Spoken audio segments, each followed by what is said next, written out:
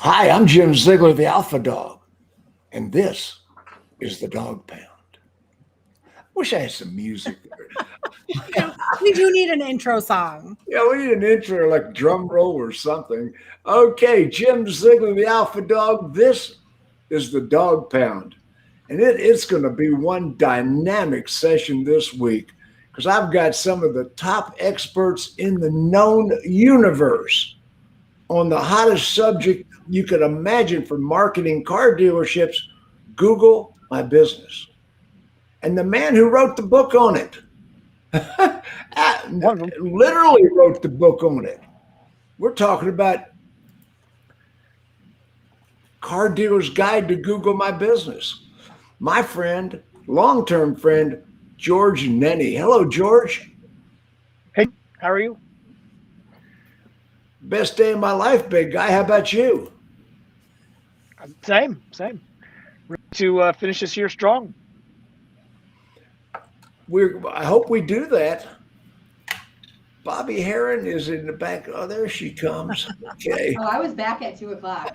All right. So you say. Bobbie shows up right at the nick of time. What can I say?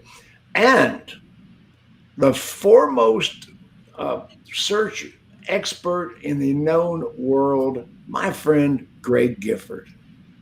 Hey, big guy. That puts a lot of pressure on me to say smart stuff during the broadcast now. Well, you've got that look, the beard, the glasses, the bald head. You got that intellectual look, Gifford. I mean, you're much smarter than you look. And I think next time I'm shaving my head. Listen, I did recently see an article, something about the bald head means that you are more intelligent or more knowledge spouts out. Yeah. I saw an article that says if you swear a lot, you're more intelligent. So Greg and I yeah, that's for sure. I think does that mean I'm doubly intelligent then, I guess? I don't know. And one of the greatest female executives, matter of fact, one of the greatest executives in our industry, my friend Jennifer Briggs. Hi, Briggs. Hey. I'm not bald-headed, but I'm going to have to stop calling. It's so important that you're known by one name, Briggs. Now you're going to screw that all up this week. Well, they'll get over it. You know what we call her. So you're gonna get married Saturday. It's still a chance to run. You can still flee. No, there's no chance to run. I got him chained up out back. He ain't going nowhere. Oh, you smart woman. Let me tell you.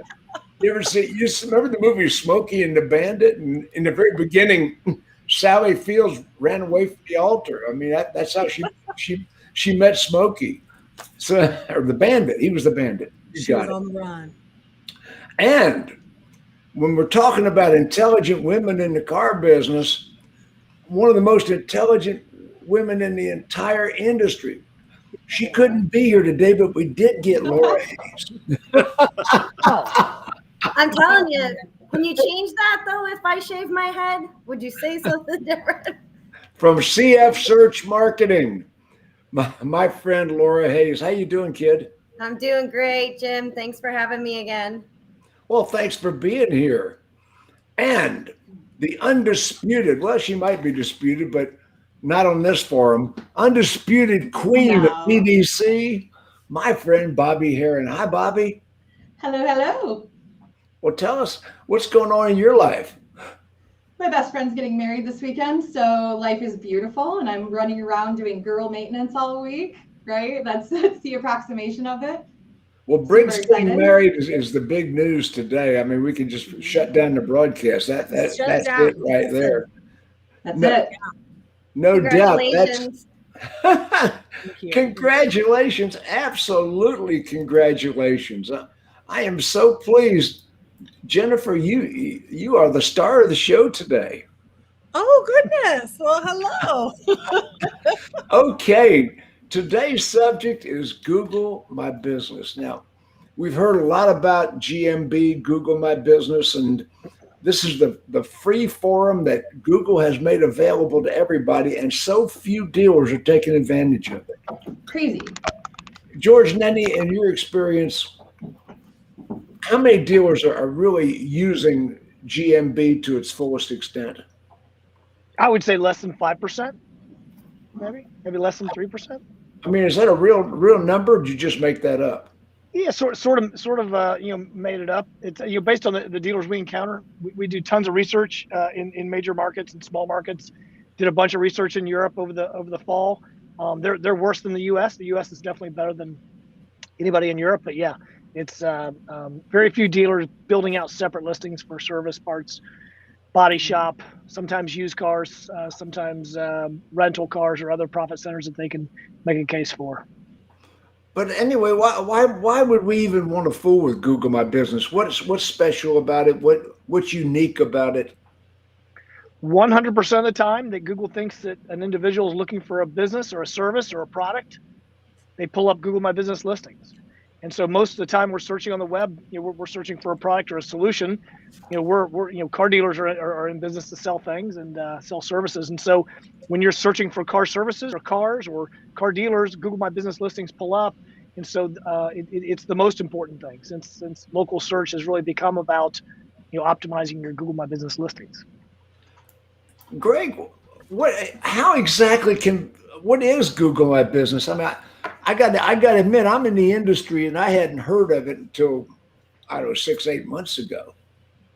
So a lot of people still call it Google Places. It is the business listing or the information about your business that appears in Google search. So there's a couple of places it's going to appear. The easiest way to see it is to just do a Google search for the name of the dealership, and it's that knowledge panel that shows up over to the right side that has photos and reviews and hours and all of those different things. But photos, reviews, hours. Photos, reviews, hours. Well, how does all that get there? You go into the dashboard, you log into the dashboard at google.com/business. And most likely, most of the dealerships out there have already claimed their location. They're just not doing anything with it, like George was saying. So you go there and you put all the information in there. And it's not just about showing up when people search for you by name. Google My Business is what allows you to show up in the map pack where you've got the map and the 3 results underneath, or to show up in Google Maps. So if you don't have it set up right or optimized well, you're missing a huge opportunity to show up in local searches. We got a question right off the bat. Greg, I'm going to ask you to address this to start with, since you're already on screen. So duplicate parts listing, I try to suggest and edit and mark as a duplicate. It doesn't go through. So yeah, if you've got a duplicate parts listing, what you're going to need to do is get them merged. So you're going to need to get with GMB support, which sucks, honestly. Especially during COVID and reduced hours. So the best thing to do whenever you have problems with Google My Business is go to the GMB community forum. So if you just search Google My Business community forum, it will take you there. The forum is not staffed by Google staff members, but it's staffed by volunteers that know how to help with Google My Business stuff. And once someone has answered things consistently and well over a certain period of time, they get invited to be what's called a product expert. And then once you're in the product expert program, you've got a little badge next to you. So if somebody that's a product expert answers you, you know that person knows their stuff. Do we know anybody that has that badge? I am a gold level product expert in the Google My Business forum. So once you're in the program and you continue to do stuff at a certain level, you get to be either a gold or a platinum level. And at that level, you sign an NDA with Google. Because you know a lot of things that are coming. And I have a weekly meeting with Google My Business's internal team. The other really important part is in that forum, if you go put that post up and say, in this case, I've got a duplicate parts listing, include as much detail as you can in any case. So for this user, whoever it is, guy or girl, they'll want to put in links to both of those listings and explain what's going on. And then somebody that is gold or platinum level is able to escalate that support thread directly to the Google My Business internal team. So you don't even have to talk to support. You're going right to Google My Business internal team. Fantastic. And include the information, because the second part of that question says, when I put in a ticket, it gets closed out. So if you are trying to merge something and the addresses are different, even if the pin looks like it's the same, I ran into this a few weeks ago where it was a road and a highway. So one listing had the highway as the address and one listing had the road. Even though the pin was in the exact same place, we made an adjustment to make the addresses actually match, and then we're able to merge it easily and successfully, even without going through all of that. But Greg's right, go through the forum instead of regular support with those questions, but you're going to want to make sure you have all that information so that those experts can give you the best answers. And like in this case, they put in a support ticket and it got closed out, which means they probably went through Google support and they have an email that says this ticket was closed out. Go suggest your edit and handle it that way. You're going to have a case number for that ticket. Make sure you include that case number as well if there's ever anything related to support that's already happened before you're making the post. Laura Hayes. Yeah, I also want to say, because they didn't mention whether he's has ownership of both of the listings, but when you have ownership of both the listings, it's a lot easier to get one, taken down as a duplicate. Obviously, if it's marked as duplicate, it's not going to show live in the search results. So if you can get, access to both of those listings, you probably have an easier time of getting them. Well, first of all, to merge them, you're going to have ownership of both listings. I know every time I've called Google, once I have ownership of both, they're like, yep, no problem, merge. Of course, barring you can actually get somebody from Google to respond. Okay. That same user says, I have ownership of both. Perfect. So Jim, I'd add one thing. If it's a Ford dealer, I don't know if it's a Ford dealer or not. Keep in mind that Ford will repopulate. If you try to get rid of the Ford duplicate listings that they repopulate, they'll keep repopulating it through a deal that they have with I think Reputation.com does that fulfillment. So Ford sent out a letter to all their dealers in February and said, hey, if we don't hear from you, we're going to go ahead and opt you into this Ford GMB program and build out all those separate GMBs for you. Most dealers didn't see that, so a lot of Ford dealers have duplicates, and you have to contact. It really screwed up a lot of dealers too, didn't it? Yeah, you got to call Ford Direct and get off that list, get off that repopulation list. Then when you kill it, it'll be gone for good. Yeah, I mean, Google's not a fan of the lack of accuracy. All of these listings, it causes such. The OEMs just need to stop doing that. I mean, teach the dealers more and more, talk to their certified providers but they need to, stop pushing these. It's nonstop. It's like a full-time job just monitoring for duplicate listings, besides the ones that users can populate too. The users can populate, but Ford got involved. I got involved in that, as Greg can tell you. I actually called the president of Ford and slowed that process down a little bit. Yep. Yeah, Greg, you remember, Jennifer, you remember when we all got involved in that.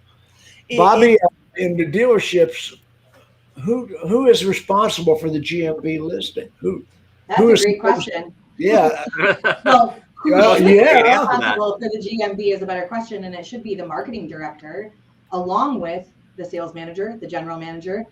Everybody should be involved in knowing and being knowledgeable about a product like this. You want that many cooks in one recipe? Come on. No, I want a hierarchy. I want a decision maker, but then I want knowledge shared with other people. That's what I want, right? A digital marketing director inside of the dealership, a true digital marketing director, not somebody who got promoted, who has no idea what marketing is, who just now handles vendor calls. That's not what I'm talking about. If you have that situation, you hire out. You call Greg, you call Jen, you call George V does it. You call people who know what they're doing to make sure it's right. Because even the most basic of knowledge tells people, even salespeople know, Google doesn't like duplicate content. And it doesn't like things to be wrong. And I'm a big believer in SEO, especially local SEO. I think it single-handedly makes your marketing because it allows you to be found. And Jim, I don't know that it's necessarily about too many cooks in the kitchen. And I think when we're talking about securing our NAP file, the name, address, phone number file, that's one thing. But there are so many other components in Google My Business that got just completely neglected. And I don't have any firm data either. But from what I see, I mean, I don't think George's numbers are that far off as far as who's actually utilizing it all. And I was just talking with a GM who's super savvy. And then I brought it up to him like, hey, did you notice that you had somebody talking about your service department in your questions on your Google My Business profile? Well, I didn't get a review alert.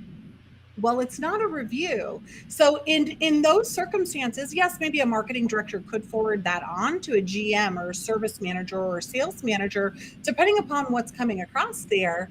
But everybody has to be responsible for how we are communicating with the community. Think about that. Well, Jennifer, let me ask you. Can I clarify real quick off of that? Because I'm thinking about how that sounded and how Jennifer's response was.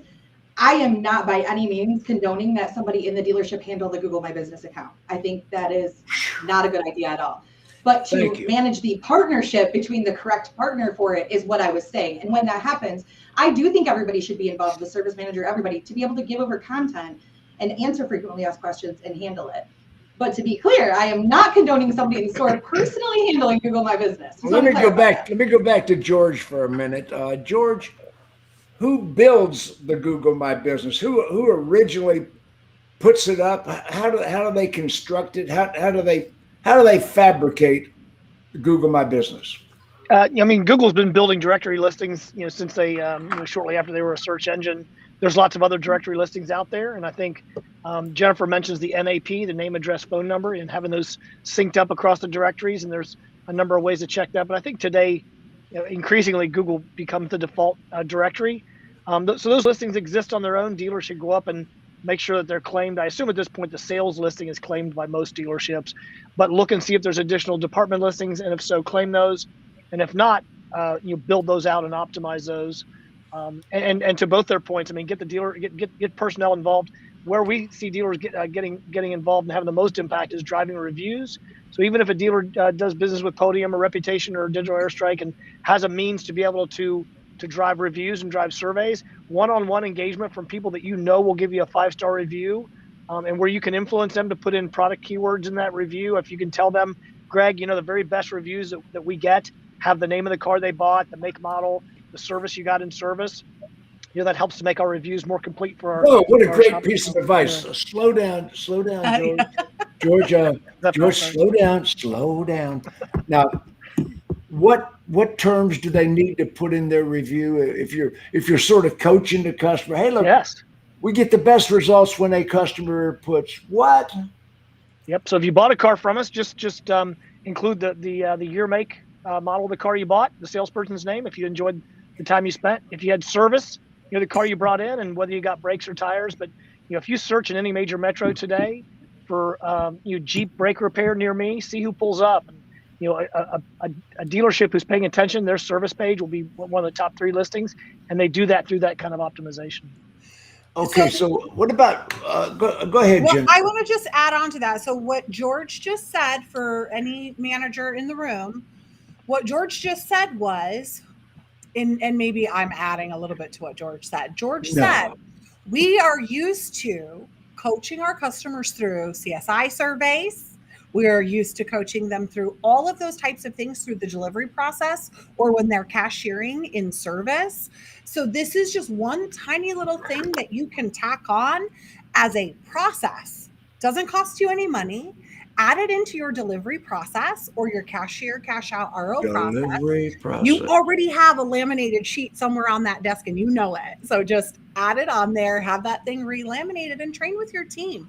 A tiny little bit of training can get you so much traction, and we do it already. And you already said it was part of the delivery process. Well, we do it right.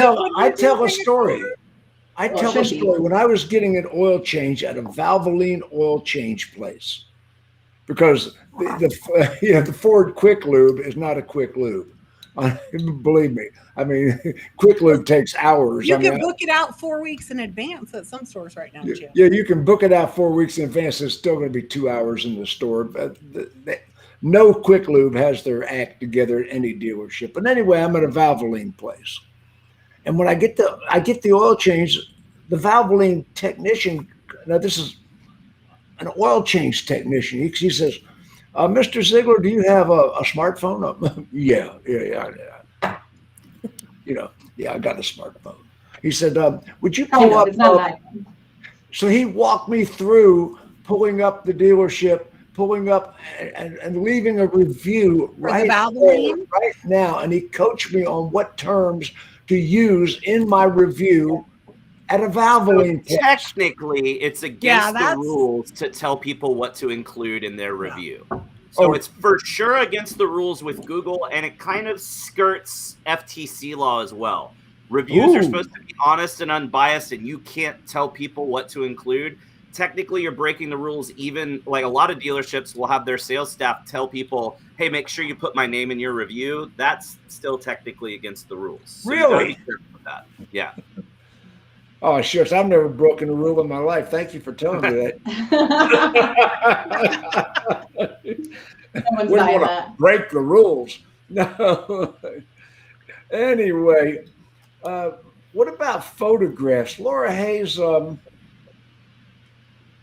you with us, Laura? I'm here. Yeah, you're texting there. I saw you. No, I actually was writing something down.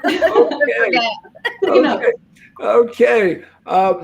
Photographs. How important are photographs? Well, they're the very, very top of your GMB. So it's the first thing that shows up on your GMB listing. So having old photographs, or actually even worse, is most of the time customers will post photos. Those are the primary photographs that end up showing up in your GMB, because they're probably the most recent photos that are posted to your GMB, because the dealer's not posting them. So you will see sometimes it's complaints.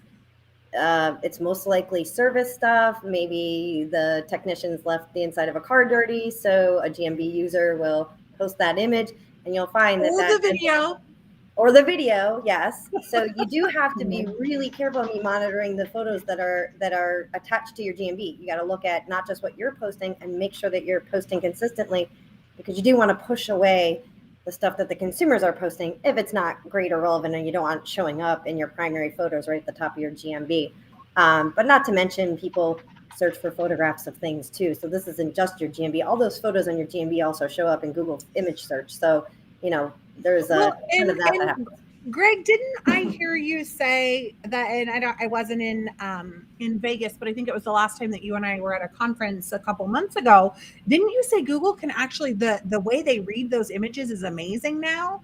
So if they were taking photos of cars in front of it, is it that in depth that it could see, oh, this is a Ford F-150 in front of a dealership? So yes, the machine learning algorithms can interpret what's in an image, where Google used to not be able to do that, but that's not really going to have the content of the image isn't going to have any effect on your visibility. It's more like she was saying, since it shows at the top of your profile and it's super, super obvious, it's important to have great photos there, but it doesn't really affect how you rank. Now Laura said something about pushing back the bad reviews. What is legal? What's acceptable? What can we do? So first thing to do, if a customer uploads a photo and it's showing prominently or as your primary photo, contact that customer and ask them to take it down. And if it's an upset customer and they're leaving it as part of a bad comment, do your due diligence to fix that bad situation, so they will take it down. Unfortunately, some people's Google usernames are not their actual real world names, and you might not be able to figure out who that person is. So the best thing to do is make sure that you are uploading your own photos, and that the photos that you upload are professionally shot, high quality, high resolution photos from a DSLR camera, not an iPhone, because Google tends to prefer better framed, better quality images over the iPhone stuff that customers upload. George, what's your take on that?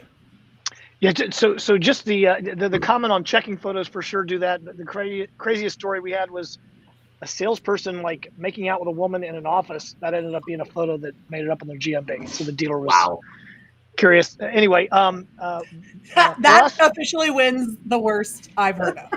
Yeah, it was really bizarre. I'm not even shocked. Can you help me with this Google question I got? There's this picture. I know the salesperson. I don't know the woman. I don't really care about either. I just want to get rid of the picture. So it was easy. So you know what? That's a lesson to remember for dealers and in dealerships and what people are listening to. People are always watching your behavior, even if you think they are not. Pay attention. Yeah. And there's owner photos that are just really poorly taken, fuzzy. I mean, the dealer may not know. What we see is one of the most common questions I get is, hey, George, I built a new service, Google My Business. I'm having trouble. It won't show up. It's almost like it's ghosted. Until you get 20 reviews and 20 owner photos, we see that continuing. And once you get past that number, that seems to be the threshold where your searches, views, and your actions on your GMB will really take off. Search Engine Land did a study in January 2020 that showed once you get over 100 owner photos, so that's not customer photos, that's owner photos, which is great because you can upload those yourself. This afternoon, you get more than your fair share of activity on your GMB. So it's a ranking signal, I guess. 100 owner photos. What's the differentiation there? Owner photos?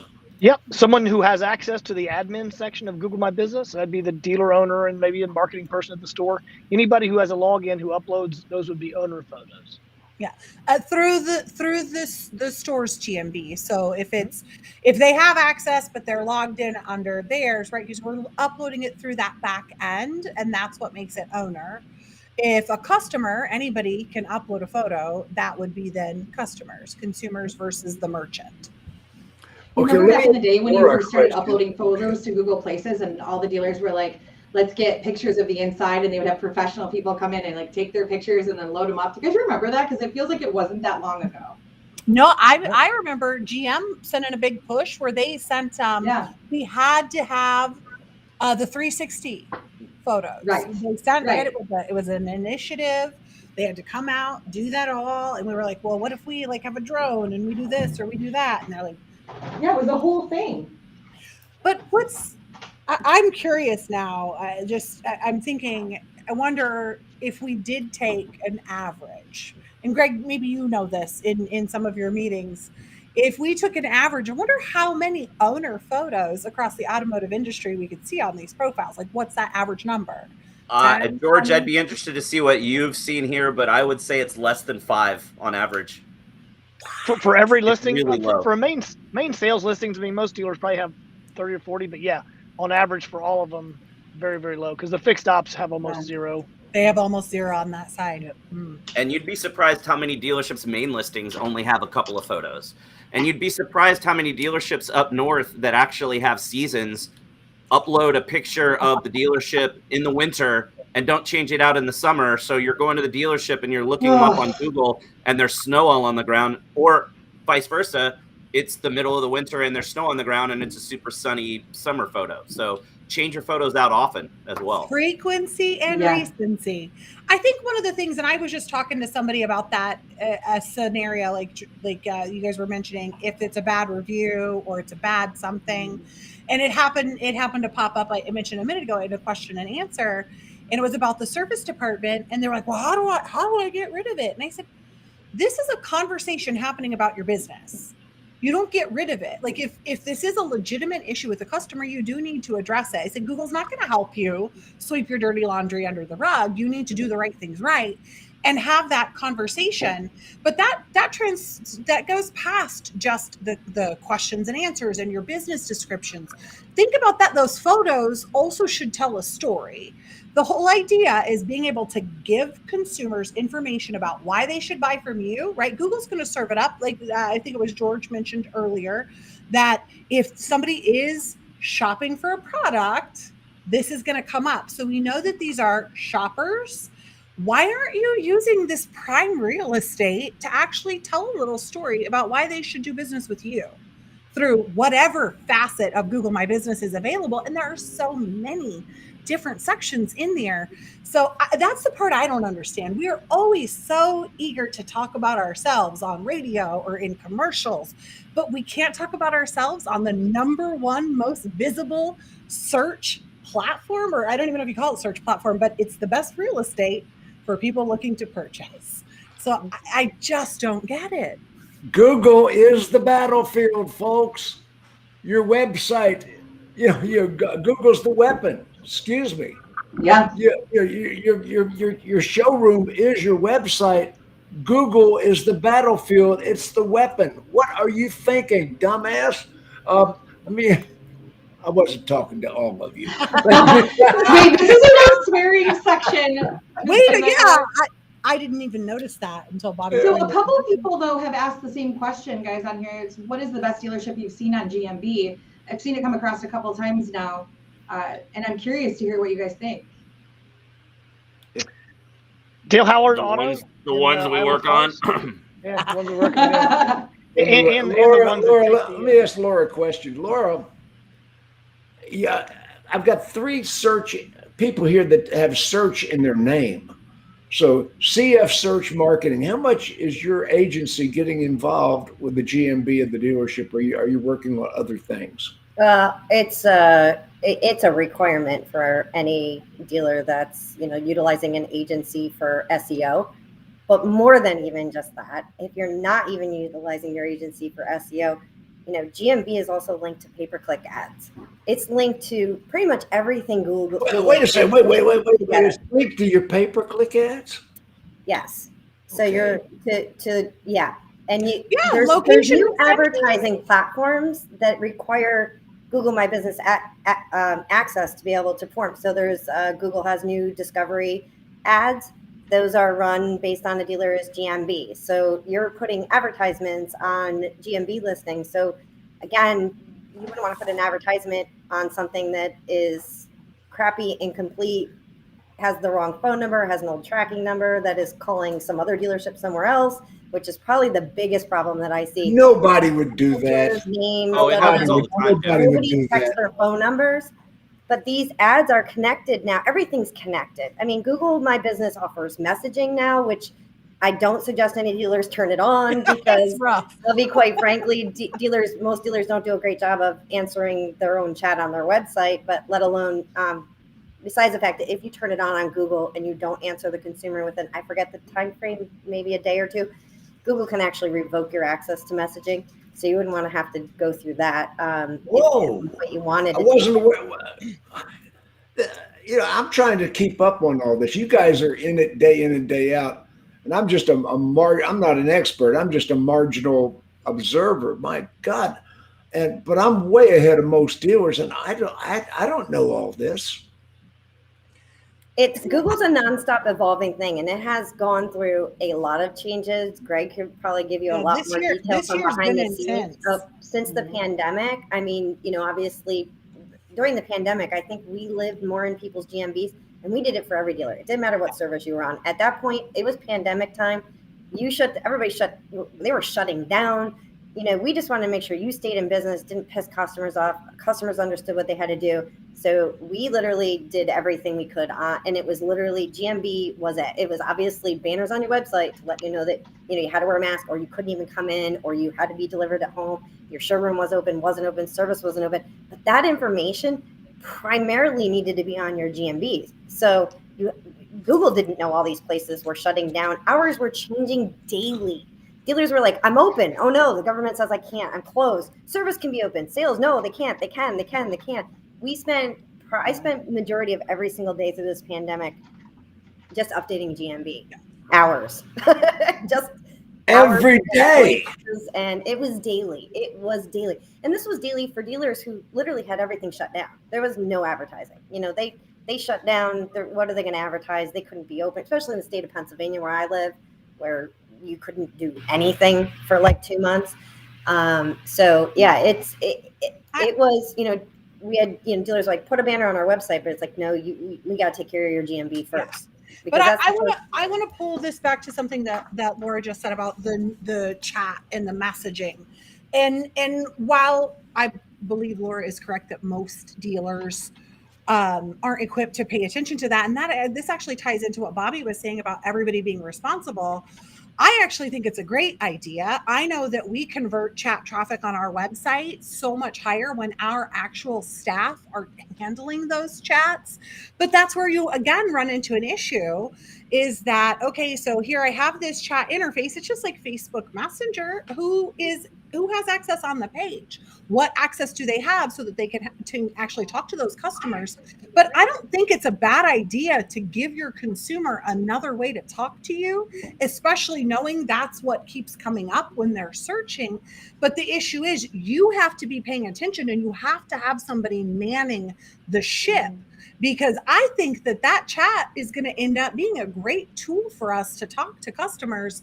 But I do agree with the point that Laura said that most dealers aren't ready for it. But if you are, man, Yeah, if Greg, you are Greg, dealers can could all Greg, beside can themselves. you really be kicked off for not using the chat? I mean, if you've opened it up and signed in.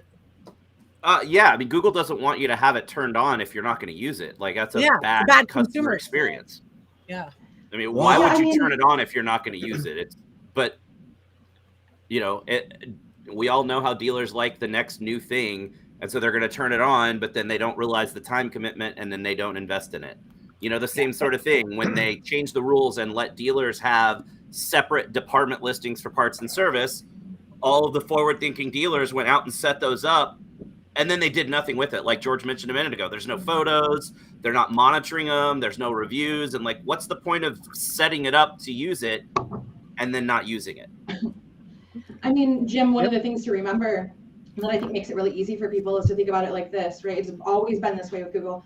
Google does not want to become AOL, Yahoo, Bing. They want the content to be relevant to the consumer. They want the consumer to find what they need and get the answers that they need. And that's how they stay relevant. That's how they've owned the world. And you think about during the pandemic, we've had a relative decline of crowdsourced review apps, right? Who's going to Yelp anymore? I went online to find something last night for my son, and I spent all my time on Google Business Listings and looking at Q&A through there. And that's how consumers are looking at things now. Like, I don't trust a review that comes from anywhere other than Google, and I even think Facebook's questionable. But if I'm buying something, that's what I'm looking at, because that's legit most of the time. I agree. And keep in mind, for automotive with messaging, you know, most if not all the major chat providers will take over that GMB chat for you. So you're not really using Google to chat. You know, you use the same console you do for Facebook Messenger and website Messenger. Say that again, George. Say that again. Most chat providers.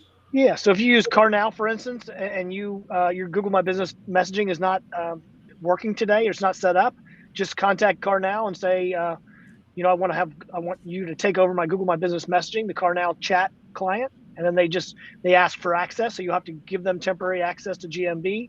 You do that, and then they connect it, and then suddenly your CarNow chat tool, you know, is the GMB messaging interface also. So your folks have one place to use. So George, that's interesting that you say that, because we had tried to activate that, and we use CarNow on all of our sites. And for Facebook message handling as well. But when I reached out to them about it, they had no clue, not a clue. At least maybe my local folks. Yeah, I've had to ping them a couple of times. Same with what Active Engage and the others. But I've not run into a major one that doesn't provide it yet. But yeah, sometimes the first support reps. That's why I always love my escalation contacts. But you know, the reality is you won't get a ton of those. It was only on mobile. Now it's on desktop. They're changing the mobile interface a little bit. It used to be if you saw messaging on a mobile device and you scrolled up or down, the message button went away. Now they're changing the message button to text or SMS. So I think they're paying some attention to it. But anyway. Well, and I mean, at the very most basic, when you think about Google My Business as a dealer or any business owner, at the very most basic thing is updating your hours of operation consistently. You think about the events of the last year, right? It's catapulted GMB into this digital marketing spotlight. Not that it wasn't important before, but it's become more familiar for people. And it used to be that business hours were relatively stable, but they're not anymore. They're not predictable. So people aren't even going to the website for looking for hours. They're looking to see if businesses are open based on their GMB and utilizing that information in a world where health orders are changing all the time. So the very most basic thing you can do is make sure your stuff is correct on there, right? And that's not difficult. I'm getting a lot of messaging on the sidebars and some of the private groups. Does anybody have an example of the best practices dealership that you are allowed to say this dealership is best practice? They're the best GMB. They're doing it correctly. Anybody have somebody they want to throw out there? Yeah, I threw out before. I tried Dale Howard Auto. They're in Iowa Falls, small little rural dealer. They have all the domestic rooftops under one. They just we give advice to lots of dealers. Say the name of the dealership one more time. Yeah, Dale Howard. D-A-L-E? Dale Howard. Yeah, Dale, like Chippendale. Mm-hmm. Dale Howard. I appreciate that. Like the dancers? What brand? Dale Howard. Yeah, they have all domestic. So if you just type Dale Howard Auto, Iowa Falls, maybe. I know it's a long search. They do really. Yep. They do a good job with questions and answers. So we advise dealers to turn your questions and answers into an FAQ, and then find your favorite why buy question. If 3 people like the question and like the answer, it promotes it to the front of the GMB page. So they do that. They have all their departments all nested into their main listing. And, we track, we hook up their GMB into Data Studio. And so we trend track all their activity. And so when they built new listings, they took off nicely and got, great results. So rural dealership, they got most of the domestic franchises. That's Dale Howard Auto, Iowa Falls. Take a look at their GMB, and George, you would say that would be a good prime example of mostly best practices. Yes, sir. Okay. Anybody else have anybody they want to throw out there? But Jim, one other thing I wanted to bring up, which is something, again, another thing that Google has added recently, is the cars that the dealers can actually list all of their inventory automatically on their GMB now. So Google is trying to make, well, I shouldn't say trying. I was waiting for this to come up. I thought Gifford was going to bring it up, but I'm not allowed to. Thank you for trumping him on this, Laura. He's not allowed to, he said. Yeah. He's gold level. He's got some things going on. Yeah. I can get in trouble for talking about that. But dealers should all be doing it. Wait a second. Now Laura's on the screen. Now Gifford wants to jump in because Laura just trumped him on. Okay, let's talk about inventory and GMB, Laura. Yeah, and well, the interesting thing about it now, so you always used to be able to put inventory, not specific bins on your right. Adding products. You could always add products. So you could add, put a category SUVs, list all your SUVs with MSRP starting at. So that was a manual process. This is different. It's automatic. Google scrapes your inventory, scrapes your website for your inventory, and will list all the cars that you have in stock. And that's new, used, everything. They categorize it by new, by used, by brand, by everything. And it does give you the mileage, the year, make, mileage, whether it's new or used, what the price is that you have listed on your website. Yeah. The only thing, which I think is great, Google is probably, it's your number 2 priority in life. It's your website and it's Google. I disagree. They're almost equal. Well, here's the thing is you couldn't find inventory on Google. So you can't find your website without Google. You could, right. I would agree. I would agree. You right. And I don't mean but anyways, so now that the inventory is on there, you're almost don't even need to go, now that you can chat from GMB, send in a lead from GMB, search all the inventory from GMB. I don't want to say you don't need a dealer website because we all know you don't need a website. But Google is, and you can actually get a Google website. So that's a whole nother thing. Well, car dealers wouldn't want to do that. But one thing I will say about the cars is, because we have put that on, a lot of our dealers' GMB, is that the analytics is not prepped yet, I guess, or not completely ready for this product, because I would love to be able to see how many cars were viewed, how many people are interacting with the cars on my GMB. I mean, those are really important metrics. And dealers, I know some dealers are really concerned I don't want people sitting on my GMB. Jennifer, I want to get them to my website where I convert them to a lead. Yeah, be able to going into Google's analytics. Everybody's talking at once here. Yeah, hang on, because I know, Laura, you've been going on for a minute now, and we're covering a lot of things. And so, back to what Greg said, there are some NDA things involved in the surfacing inventory on the GMB and the automotive industry. It's still in pilot.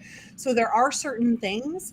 But to Laura's point, and I mean, as somebody who is sitting and functioning as e-commerce director for a good size automotive group, I will tell you our philosophy is that Google gets what Google wants. So if Google is doing a pilot that lists your inventory or whatever you are selling on their properties, then you should do it. And so if you're not already doing it, why not? But then the second part I like to talk about that is that, yes, it's awesome and amazing. And to Laura's point there, you can track the click-throughs to your website.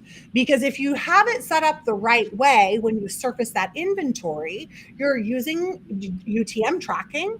So you can actually see, and I actually customized our UTM tracking for that so that I can see how much new car traffic versus used car traffic we're getting because of course, the situations, the conditions for our market right now. So you can see the click through to your website if you have that set up the right way.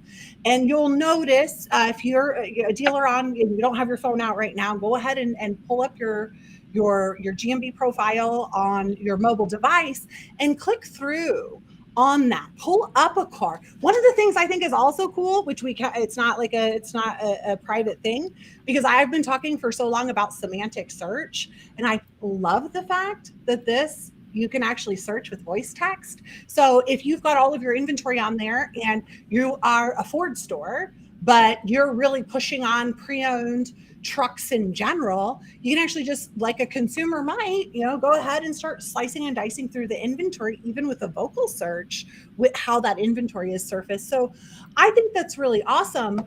And again, Google gets what Google wants. So we were early on with that, and everybody should, but it does not mean you should neglect the rest of your Google My Business profile. And Greg, jump in there. Greg's warmed up here. Greg? Yeah, I mean, that's a new feature that's really cool, but that shouldn't be the only thing that you care about. Everything else in Google My Business is infinitely more important for discoverability than that inventory. But Agreed. Also, hypothetically, there could potentially be a new paid ad type coming out that displays individual vehicles as ads at the top of search results. Maybe or maybe not that's coming. Hypothetically. And hypothetically, if that were to be coming, it might or might not be tied into the inventory that you list in Google My Business. So it would be important to go ahead and get that going. If you're hypothetically thinking you hypothetically might want to hypothetically run ads on a hypothetical ad type that hypothetically might be coming soon. Google My Business becomes Facebook Marketplace. Allegedly. Look, Allegedly, I'm yeah. level with Google. Everybody I don't allegedly, have any kind of everybody. agreement with Google, so I can just tell you, do it, right? Did you just say you have no gag order with Google? So you're going to say it? Is that what Yeah, I don't have a gag order with Google. See, I like to surround myself with the most brilliant people in each vicinity, and I like to get out of their way. They teach me things, we collaborate. So I know a lot about SEO and a lot about GMB, enough to be more than dangerous, but I don't have a gag order, so I can just say it out loud.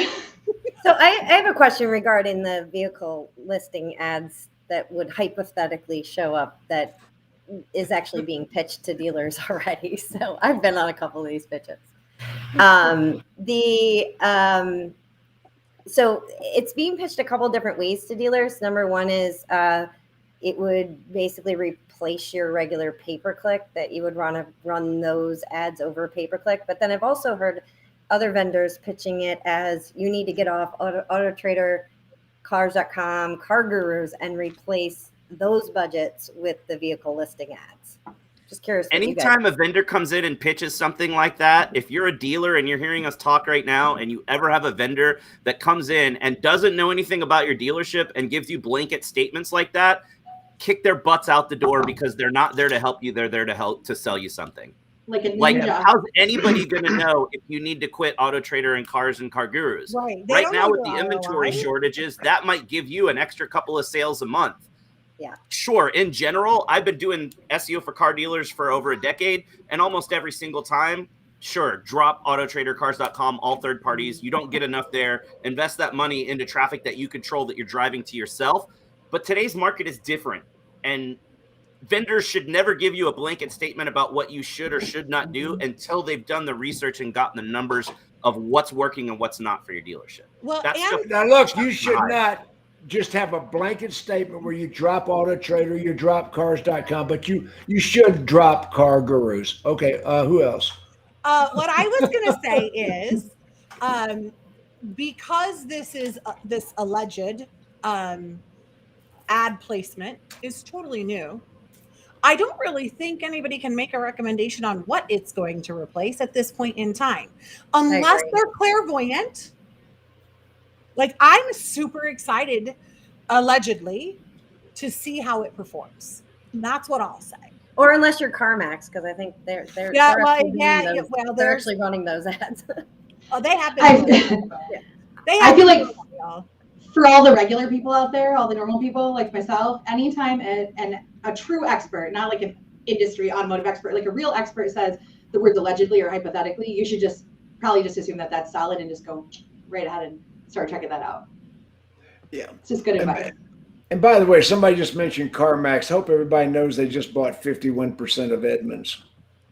Yeah, back in July. No, it wasn't even July. It was April. It was announced. Mm-hmm. And then it was amazing because, like Laura had mentioned, CarMax is, they've got a lot of units and have been participating. There have been so many different changes and additions to Google My Business over the course of this year, and they've been actively involved because of, I guess, their size and all of everything and whatever. But it was amazing to me that immediately after the press release came out that CarMax upped their ownership percentage at Edmunds, that Edmunds all of a sudden was getting the same permissions as CarMax. I know they're probably wonderful people. Just as an operator, CarMax grinds my gears and I don't like them. So. Okay, Yeah. George Nenni. George, what have we not covered about GMB? What is a crucial factor of GMB that we have not discussed? Categories. Okay, Yes. categories. Oh yeah, George, tell us about it. Everybody loves your tool. Sure. Yes. Thank you. So categories are just one of the top ranking factors for a Google My Business listing. Kind of the cliff notes for dealers, if you're listening, if you have separate sales, service, body shop, parts, don't overlap your categories. That actually hurts you. Make sure you do a good job of educating Google's knowledge graph about what each of your listings does. You want Google to understand completely that your body shop is separate than your sales department, separate than your service and parts. And you'll know that by your percentage of discovery searches. So when you go in the Insights tab of GMB and you build those out, your fixed ops should be more than half blue, more than half discovery. In that pie chart, you'll see discovery searches, meaning you're winning increasingly on non-branded category search, which is really what winning on Google My Business is all about. Very good. Very good. Greg, Greg, the other important thing with categories also is don't use categories that don't really fit. So we do lots of audits on GMBs, and especially lately, I've got a scoring matrix that I've been running on dealers when I speak at 20 groups. So something that we're seeing a lot of is the category appraisal service and the category chauffeur service and the category car service. Dealers are using those. I guess with appraisal service, we appraise the value of your trade-in, but appraisal service is a very specific business vertical that is not related at all to automotive. And chauffeur service, dealers don't offer chauffeur service. You can't call a dealership and get a car to come pick you up. Same thing. That's what All right, car bonus service points. means. Bonus points So- if you can say why did chauffeur show up? Yeah, and so Why is chauffeur? you don't want to use like if you have 10 category slots, you should have all 10 filled up. That's another big mistake we see all the time is just one or two. You should have all 10 filled up and make sure that all 10 are related categories and not this appraisal service, car service. I've seen some that have car manufacturer, and that's not right either. So that causes something called category confusion, where when you have mismatched categories, it actually hurts your visibility. I got a question here that's interesting. Brad's a friend of mine. Should a salesperson, I'm sure he meant salesperson. Should a salesperson have a GMB listing? Jim, you No. can answer this. I would say no. I'd You say would be no. correct. A salesperson is not actually allowed to have a GMB listing. Yeah. Yeah, and why are they not allowed? Explain it. So the rules for Google My Business state that you have to be a business that does face-to-face business with customers either at a physical real-world location, like a brick-and-mortar storefront, or at that customer's location. In that case, you're a service business like a plumber or an electrician. Right. Now, certain business types can have practitioner listings. So like a hospital can have individual listings for each of the doctors that works at the hospital. law firms can have individual practitioner listings for each of the attorneys, but only specific businesses are allowed to do that. And sales guys at car dealerships are not allowed to have GMB listings. Even though we tell them they're a business within a business, you're not. Yeah, but I mean, if you think about the types of practitioners, They don't have a physical address and they don't travel to clients. Well, and it's not even that. Think about the types of practitioners Greg just mentioned. They're either they really are like a bond, some type of insurance, malpractice. Like that doctor is required to have that because they're operating, right? A salesperson, yes, they are a business inside the dealership. And I say that all the time, but they are not operating that business. They don't have an address. They're not going there. Now, could there be an argument for a broker? But that's not a salesperson. A broker, I could see where they're, doing offsite deliveries 100% of the time, but that's a totally different scenario. I mean, and they probably have a business license with an address. Yes, the brokers 100%. Yeah, they would have a business. Greg, would you dare say? And I'm gonna go back to Greg a second. Greg, would you dare say that if they have a business license with a business address, they would qualify for a GMB? Probably in some cases, yes, but definitely in some cases, no. Because if that was the only requirement, they could say, I've got the address of the dealership and I have a license to be my own business within the dealership. Well, that still doesn't make you eligible. Like the Google's pretty strict on what the guidelines are of what types of businesses are allowed to have listings. And okay, we were basically would be why? Why would you want a sales guy to represent the dealership with its own GMB? I'm not talking sales guy, but Jennifer said broker. We were talking about brokers. We were talking about a broker, and a broker would probably have a business license and an address. Yeah, salespeople wouldn't. Yeah, George, jump in on that. Yeah, for a salesperson, the best thing they could do with GMB is just get their name mentioned in the reviews often and early in the review, so they can have visibility. Since a lot of people will look through reviews to not only find the reputation of the dealership, but also someone to deal with. But I think Facebook and network marketing through social networks is like so many more times as powerful as Facebook, and so I would spend all your energy there and really none of it on GMB. Other than I would drive reviews that mention my name, so that I'm not waiting for ups and I have people. Well, is it possible? Now, Brad just put another question on the screen. Slow down, Brad. Let's finish one. Is it possible that the businesses might fake a review? Greg and George and Laura, I'll go with you three on this. Fake reviews. Why are we concerned? Is my first question. Yeah. So I can tell you what we do. Is he reporting another dealership that he thinks the reviews for that dealership are fake? Yeah. Or why is are we reporting fake reviews for his own dealership? So I'll tell you what we do when we have reviews that we know are not 100%. And sometimes you guys, these are not, this isn't a competing dealer that's trying to do whatever. Sometimes it's just customers who were shopping so many stores, they got stuff mixed up. So our best practice is to always address it and say, oh my gosh, I'm so sorry that you had that type of experience. Our system doesn't actually show that we had a transaction with you. I would love to be able to speak with you and clear this up. And just in case, maybe it was, somebody else's name, whatever, we don't know. Maybe it was the mom's name that the RO was in and it's a daughter doing it. But if it is obviously fake and you have a response like that, what's the faker going to say? Exactly. And it's just like with the negative reviews, a negative conversation is not always bad. Again, and I keep going back to this, and I think just because it replaces the phone book, it replaces the way that we're getting in front of those customers, and we understood the importance of telling our story or giving offers there. And 2 seconds before I forget, because I didn't want to interrupt George on the salesperson thing. Brad, no, they shouldn't have their own Google My Business profile, but if your dealership's not paying attention to questions and answers, because anybody can answer a question. So if consumers are on there and they are asking questions about purchasing, or can I get an extended warranty, or can I do this, or can I do that, and you're a salesperson who's paying attention, just like if you were crowdsourcing on social. So let me throw that in there for the salespeople. But coming back to that fake review, just, we don't have you in our system. We would love to be able to resolve this. How can I reach you? This is how you can reach me. You can flag it. You can do those things. But I think it's more important to show the consumers what your response is as a business.